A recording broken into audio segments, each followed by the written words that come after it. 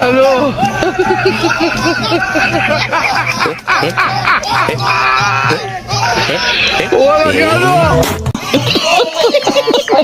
চিন্তা করলাম বড়শির আগায় যে খাবারটুকু দেয়া হচ্ছে এটি শুধুমাত্র খাবার নয়, এর নাম হচ্ছে ফ্যামিলি কার্ড।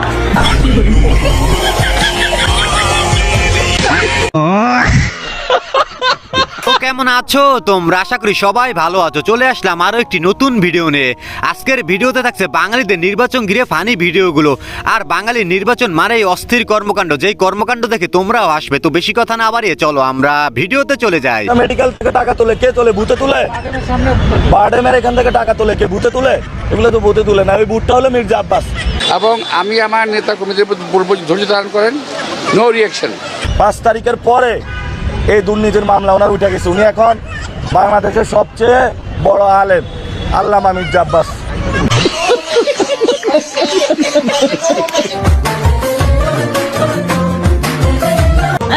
ये क्या हो गया?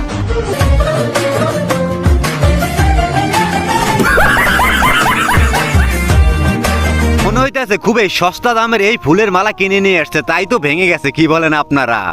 নো নো, রাজপথ আগামী দিনে দখলে থাকতে হবে বাংলাদেশের জনগণের। বাংলাদেশের জনগণের দখলে থাকতে হবে বাংলাদেশের আগামী দিনের রাজপথ। কথা কি ক্লিয়ার না ভেজাল আছে? আগামী দিনে বাংলার রাজপথ দখলে থাকবে বাংলাদেশের জনগণের। তারেক ভাইয়ের কথা কি ক্লিয়ার না ভেজাল আছে?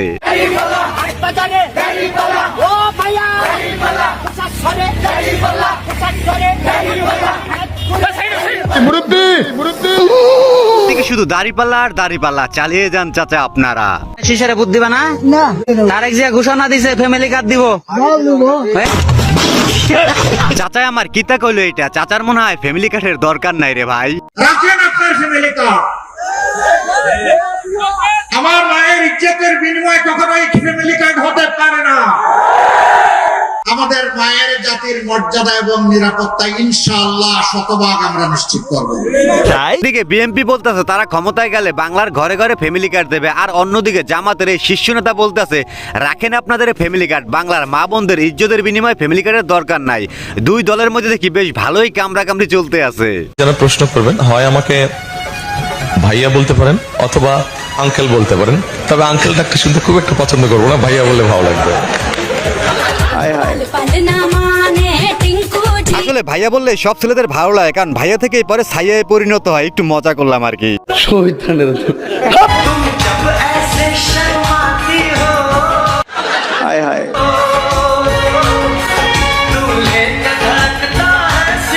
इतना सुकून।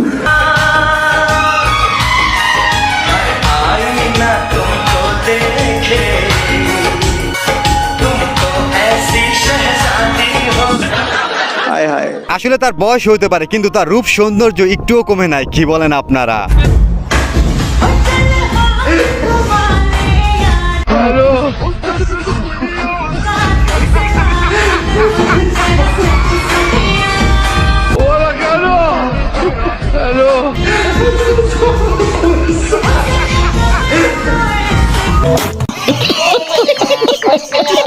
বর্তমান অবস্থা মনে হয় এমনই, তবে যে ভিডিও এডিট করছে তাকে একটা অস্কার দেওয়াই যেতে পারে। কি বলেন আপনারা?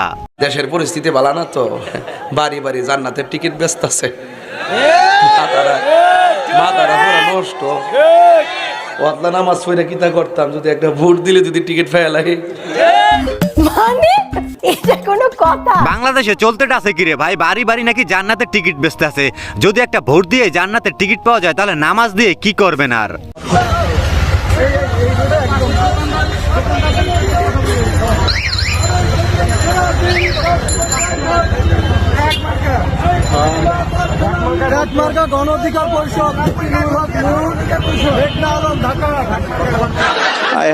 ভোটটা দেবেন কোনখানে? মাহি আপার মাঝখানে, মেঘনা আপার মাঝখানে। একটু মজা করলাম আর কি।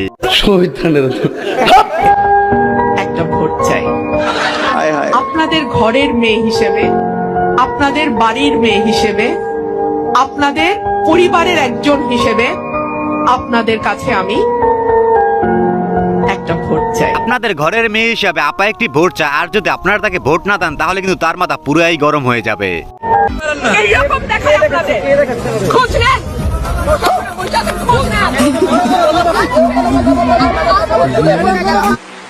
কুল কুল, এত উত্তেজিত হওয়ার দরকার নাই আপনার। আমজনতা আপনাকেই ভোট দেবে, ঘরের মেয়ে বলে কথা।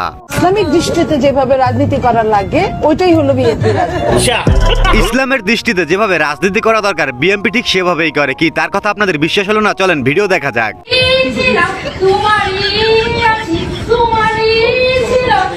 ये सब क्या देखना पड़ रहा है?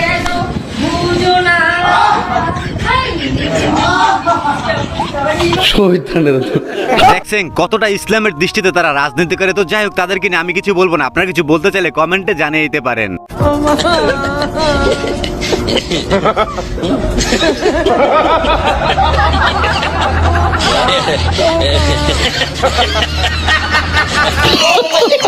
এখন ছোট্ট একটা অনুরোধ, আপনি যদি এই চ্যানেলে প্রথমবারের মতো ভিডিও দেখে থাকেন তাহলে চ্যানেলটি সাবস্ক্রাইব করে আমাদের সাথেই থাকবেন।